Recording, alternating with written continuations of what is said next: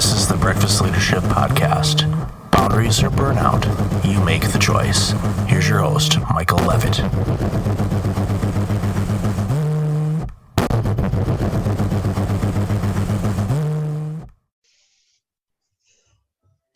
Welcome back. I've got Chris Moses from HR Sanity. Hey, Chris, how are you? Doing great. How are you doing, Michael? I am great. When I say the name HR Sanity, for some reason my mouth wants to put an N before sanity, and that's just because of my own personal experience working in and with our friends in human resources. So tell us a little bit about the organization and how you get rid of the N so it's just sanity. It's HR Sanity was a brainchild of a couple of friends and myself that they came upon what an HR needs to happen to make HR be valuable to the organization. And when we looked at the things that weren't working, they were just the insane things that people just held on to.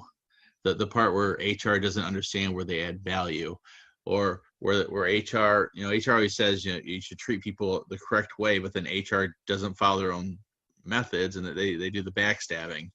Or they endorse bad behaviors, or like, for example, if somebody's doing something and HR turns their back, well, you're endorsing it. You're saying that's okay because you didn't say anything. So they'll do it again. And that's on the culture side. But then on the business side, insane HR doesn't look at data, doesn't look at processes, doesn't look at how their decisions are impacting the bottom line. And that's really where HR Sanity came from, is really looking at those processes, decisions, the data, and how all this links together. So HR is really a strategic partner, and you know what you're getting for your investment in people. Your investment for most companies is 30 to 50% of the revenue goes out the door in salaries, benefits, bonuses, cars, perquisites, and you don't know if you're getting anything for it. And that's where we spend a lot of our time.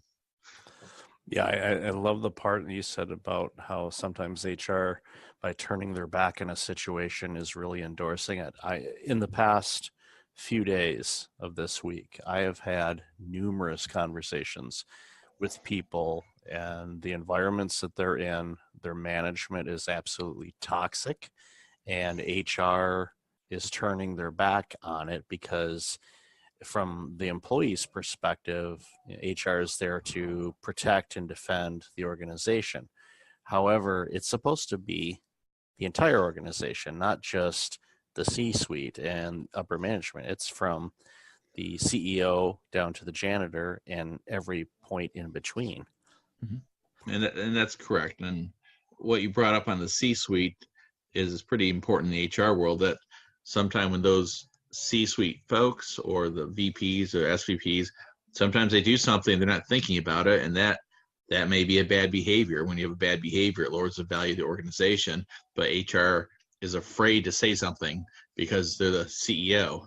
And what I found is that most CEOs, when you stop them, say, this is a bad behavior, or this didn't go as well, they appreciate it.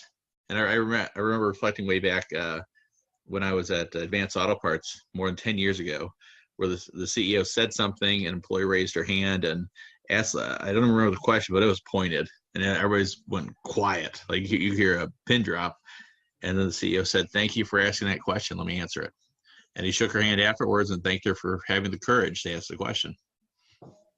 Yeah, that's a demonstration of strong leadership, because again, when your organization is running well and employees feel safe to be able to speak up when there's a concern, but also know that they are supported by the management and they're getting the right direction, and human resources is there to help them, guide them through whatever life challenges happen. And everyone has experienced life challenges. I know I have.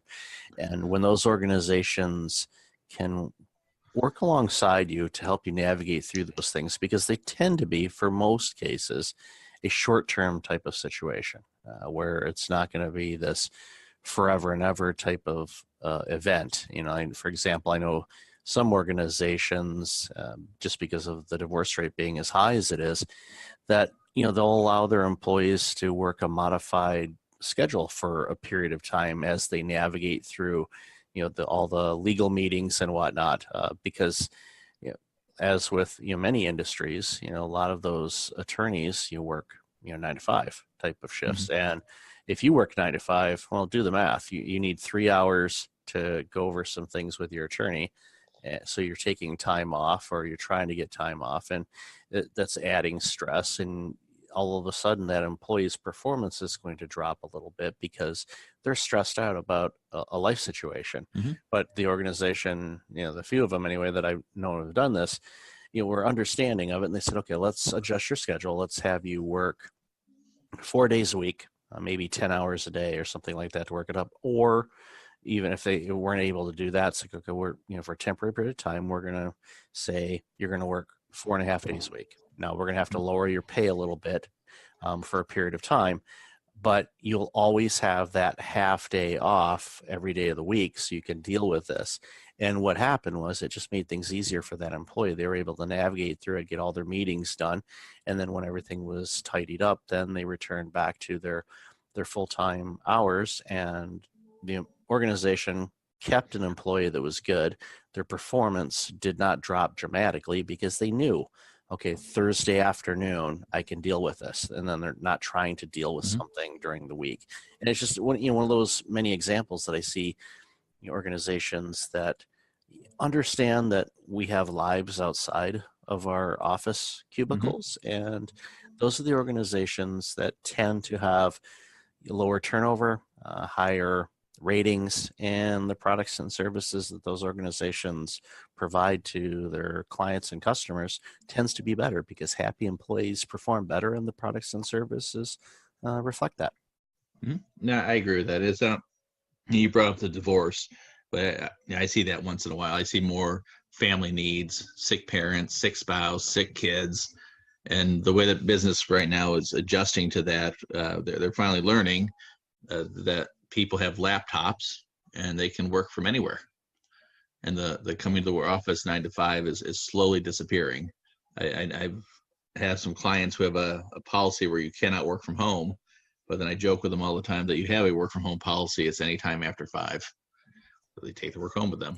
Exactly. But I see where now these companies are loosening up a little bit. You really have to adjust for that employee, because they may work for you, but they do have a life, and their life does impact your bottom line, especially if you ignore it. Yeah, and there's a lot of organizations where I'm based out of Toronto, where office space is getting to be harder to find because of all of the construction of condos and all the people that are moving into the downtown core of the city and even in the surrounding areas. There's no new office space being built. There are some buildings that have office space that are actually being torn down and being replaced with condominiums. And even in the case where, the office that I work out of, there's, in this particular area, there's less than 1% vacancy. And the market rate for the rents has increased $6 a square foot in the last 3 months. Wow. Yeah, it's absolutely insane what the rates are going, and they're getting it because people need a space. So those organizations that are looking at virtualization and allowing their employees to work from home, there is cost savings in that. Now, of course, there's other dynamics too. It's like, making sure that your team can stay engaged with each other, because sometimes working remotely all the time, you have to force yourself to actually go out and see human beings. and if you're sitting on your couch all the time working on the laptop, it's like, no, sometimes maybe go to a shared office space or, a coffee shop or something like that, just to mix it up a little bit. That's a recommendation that I have for people that work remotely all the time, whether they're entrepreneurs or their employer has them do that. And that's what we do at HR Sanity. We have an office in South Lake, Texas that everybody can meet at. But most people who work from home or from a coffee shop where they're comfortable. I prefer people to work where they're going to add the most value. And sitting in a room with other coworkers sometimes is just not that exciting for them. They want movement around them and noise and music and coffee, and they just work better in those environments. So who am I to tell them they can't work there? Exactly. You're getting the product done. And one of my favorite bosses that I ever had, Rick Elert. I don't know if Rick listens to my show. If you do, hi, Rick. If anybody knows Rick, tell him I said hello. First day working for the organization that I worked with him with, he came up to my cubicle. It was around 3:30. So I got there a little after 8. So it was later towards the end of the day. And he said, look, I don't care when you get here. I don't care when you go home. I don't care when you go to lunch or, quite frankly, how long of a lunch you take. As long as you get your work done, everything's good. Mm-hmm. And that told me right there that he trusted me to be an adult and get my work done. And of course, I did. And there was a startup organization at the time, and now they're a global international company. And it's one of those things where that there on my first day, set the tone for, I was there almost 3 years. And that was during the .com era when, you'd get a job and, the recruiter would call you about 10 minutes after they placed you and say, well, I've got 5 more jobs for you to work for. Mm-hmm. I'm like, I don't have that much capacity. I'd love the paychecks, but sleeping is kind of required. Yeah. But no, it's just one of those things where, you see that, there's organizations out there. And I know a lot of people I talk to that are going through tough times. I tell them, I said, there's organizations out there that treat their employees very well, and they put out an amazing product and service. Mm-hmm. And you just have to do some homework and figure out where those organizations are, and hopefully there's an opening there and you can get in, because we're seeing a lot of organizations right now that aren't behaving that way. And I'd be curious to get your insight on that, because obviously you go in and help organizations. Why do you think that is? Why are these organizations have toxic environments? What are some of the things you're seeing that's creating this type of scenario? I think that we already touched on the main reason is that toxic environments generally start from the top down. Maybe the CEO is a maniac or crazy.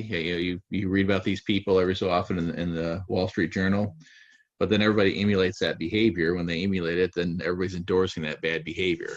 And it's easy to go on to Glassdoor and go look at the ratings of bad companies. And when you look at a really bad company, it has like a 2.3 rating, which is well below the average.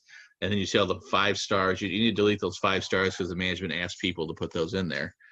They make this, and that's what they want. I have a coach who, we used to joke a little bit about a guy that we knew who was always on a diet, but he'd always eat a whole pizza, like 8 big slices.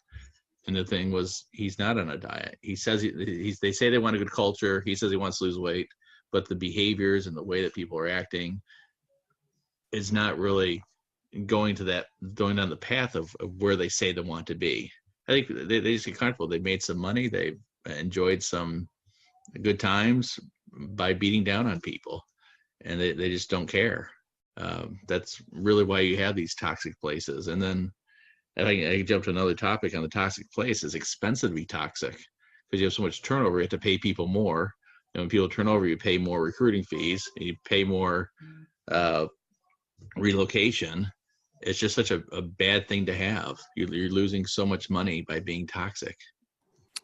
And also too with and I definitely, I'm gonna qualify this real quick. I don't know when the next economic recession will happen, but if anybody paid any attention in econ class in college and university, they come back. We will have another recession. You can all but guarantee it. When? Who knows? I have an idea, but I'm not going to say when I think it will happen.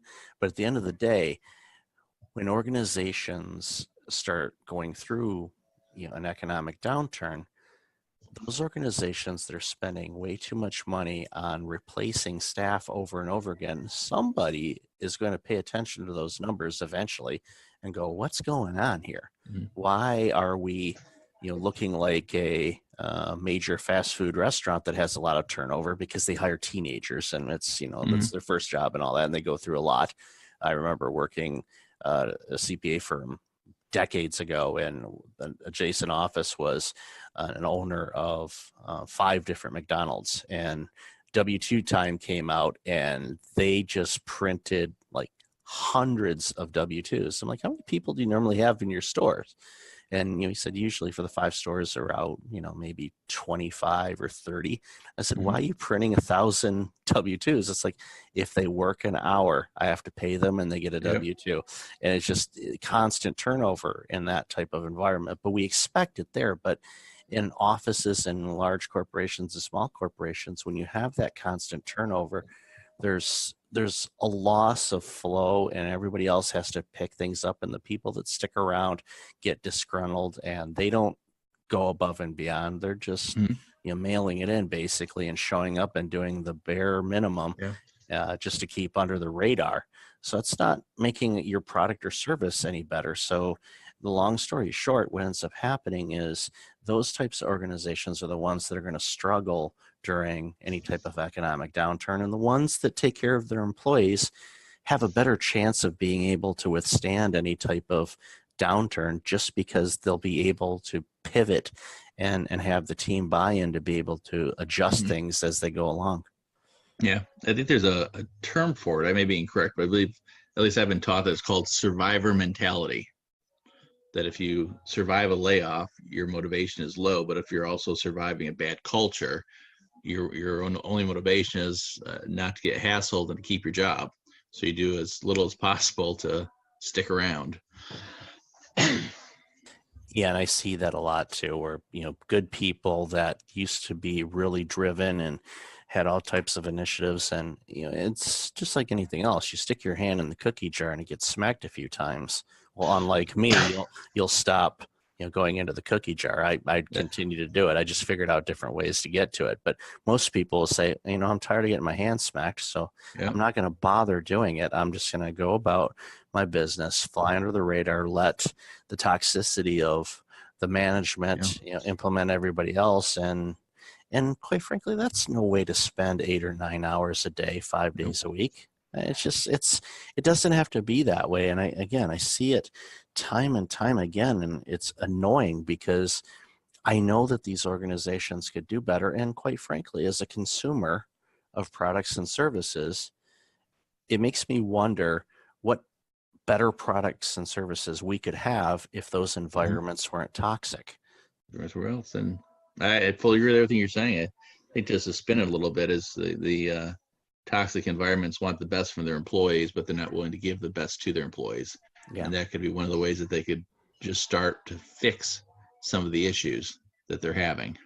Yeah, and be creative. And here's a spoiler alert: ask the employees what they want. I know that's a strange concept. That's a strange one. It's actually kind of funny you mentioned that. So when I was early in management, one of my mentors asked me, what are 5 ways I like to be recognized? And I said, oh, that's kind of interesting. I like to read books. I like to go to Starbucks, or I like a day off from work would be nice. And I've kind of held that with me for a long time. And every time I have a team, and right now I have a decent sized team, I know their top 5. But then when I go to other organizations to work on some of their HR issues, generally on the data side, but I bring it up and I'm like, how do you recognize your employees here? And they say, oh, we have pizza parties, we have this, and this. And then I said, did you ask them if they like that? And they always say no. And it's amazing on how many times people come up with these great ways to recognize their employees with ways that the employee doesn't care about. If you have a vegetarian employee, you don't want to give them a box of Omaha steaks. But that seems like what leadership is doing these days, because they're just afraid to talk to the employees and have those honest conversations. And this is like a really good honest conversation to have. Well, I agree. And I've seen organizations, and I'm familiar with a couple of them, that would be described as a toxic environment. And every once in a while, they will do the pizza lunch thing to show how they appreciate, their team. And of course, everybody puts on the happy face and is thankful for the, $5.99 pizza that they brought in. And management expects, well, everybody will start quote unquote behaving.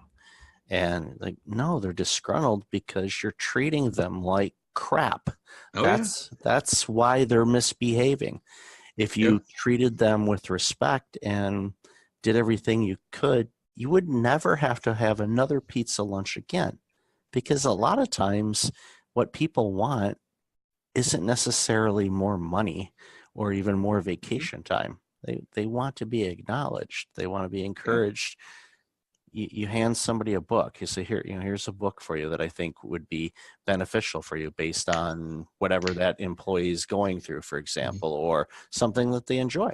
It's a small token. There's no strings attached with it. It's just being a thoughtful Yep. leader or lead thoughtful organization. And again, knowing those things that your employees like, it goes a long way. Yep. And then you have situations like I did where, I mentioned Rick earlier. That was in 2000.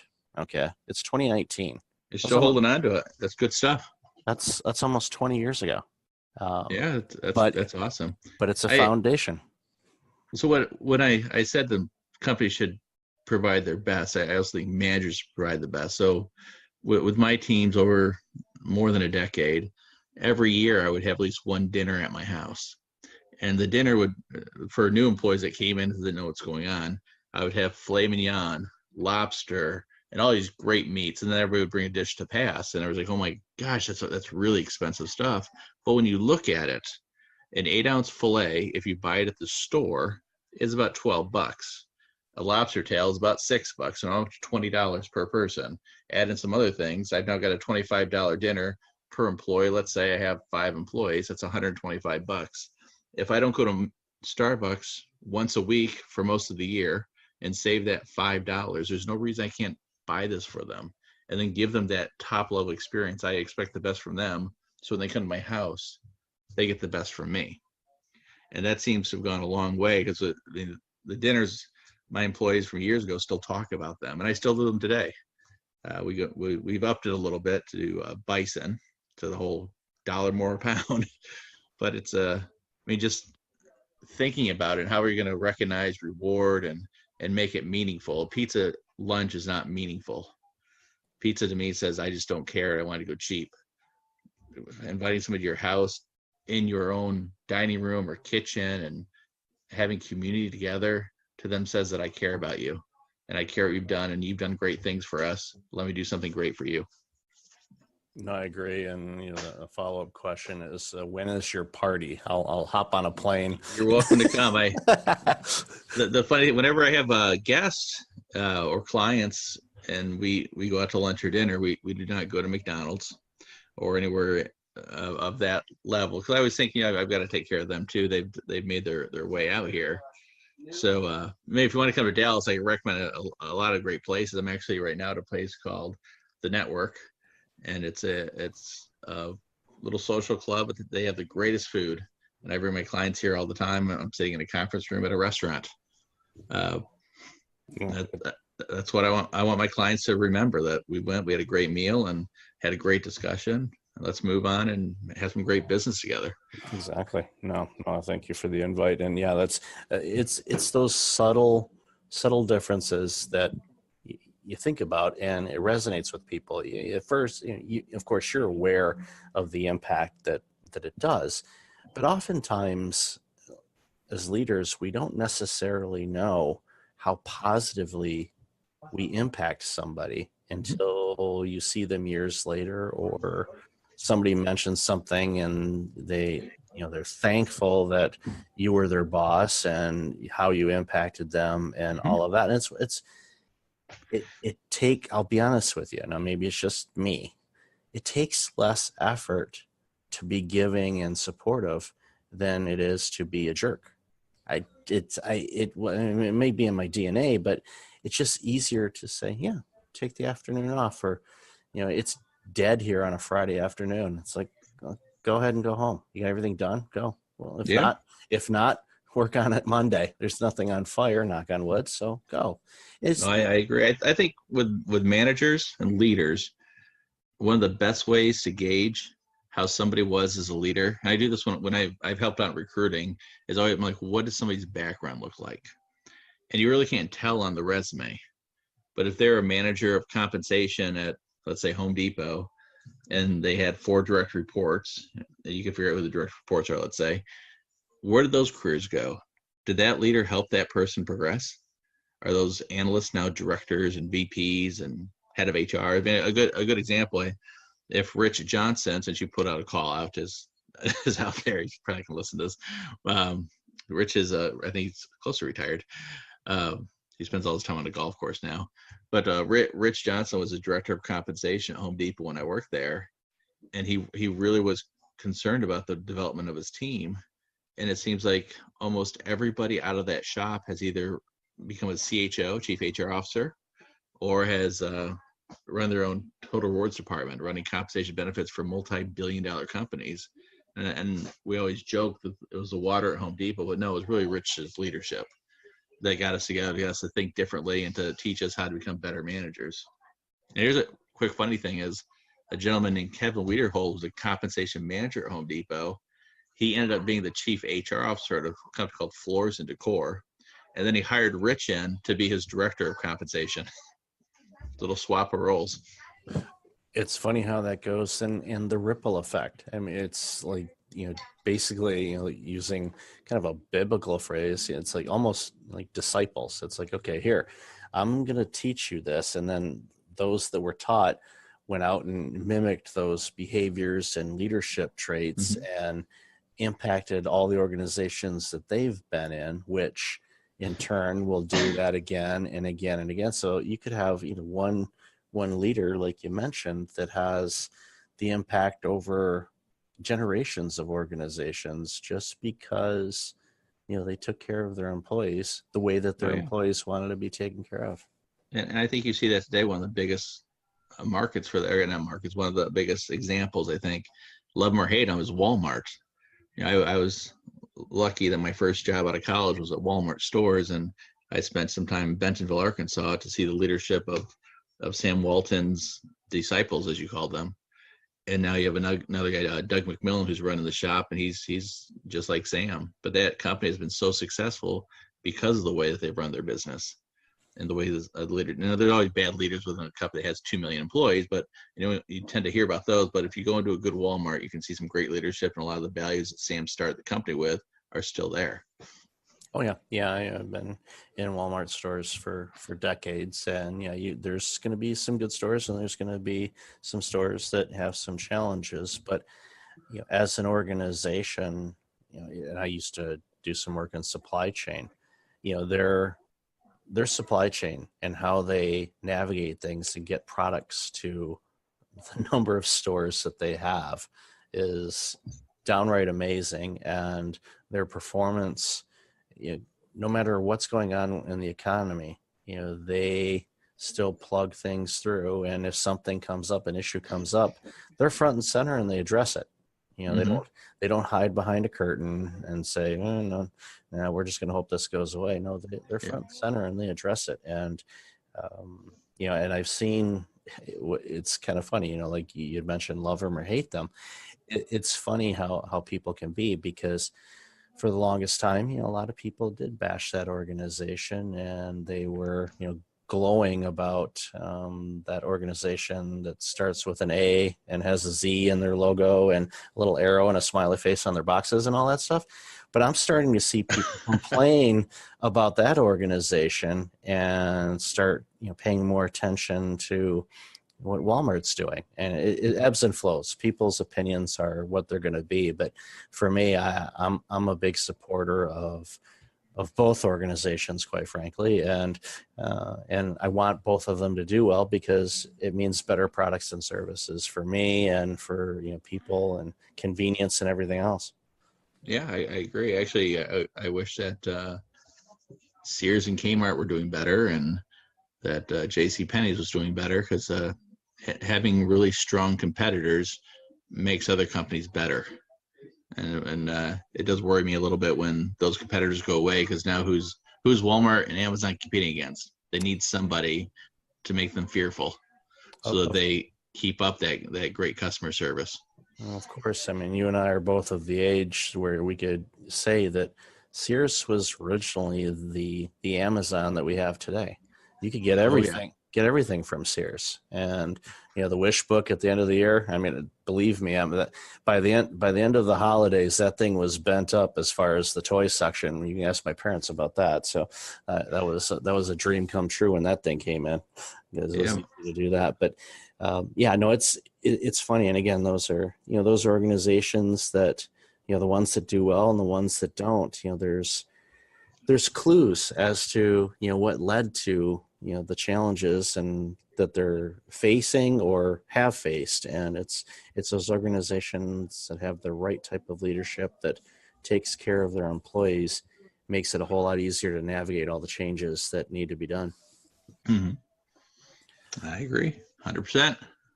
I've agreed so much and enjoyed so much of this conversation with you, Chris. Where can people find out more about you and the awesome work that you're doing?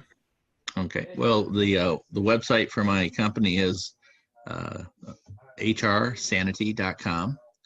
Our phone number is really easy to remember. It's 1-833-4SANITY. And then I just released a book at Barnes & Noble, or you can buy it online if you're interested. It's called The Sanity Game, with the subtitle of Cut the Crap That Drives Employees Crazy, which is what we've talked about. A lot of the stuff that we talked about is in my book, and there's a lot of stuff that you mentioned that I'm like, wow, I wish I put that in my book. So a great conversation, and that's can be found at thesanitygame.com, or it's also on that A with a Z, I'll say it, Amazon.com. Amazon's also selling it. Awesome. Yeah, and I'll have that information in the show notes. And definitely, as somebody that's written more than one book, you can always write another book. So I know I'm looking forward to you releasing this so I can take the notes, and it should be number 2. There you go. Awesome. So, Chris, thank you again so much for your time today. Great. Thank you very much. Hey, it's Michael again. Thank you for listening to the podcast. I really appreciate it. If you're like many people, you're dealing with some significant stress and possibly approaching burnout. I know how you feel. In 2009, my burnout led to a year of worst-case scenarios. I do not want that to happen to you. If you go to breakfastleadership.com, you can register for a free webinar on burnout prevention, as well as get a free checklist to have successful mornings. Start off each day the right way. Again, that's at breakfastleadership.com. Also, since you are a loyal podcast listener, I'm asking you to like, rate, and review my podcast on iTunes. I look at all the reviews and appreciate your comments, and it helps other potential listeners discover the content I have on the show. I appreciate you, and thanks again for listening.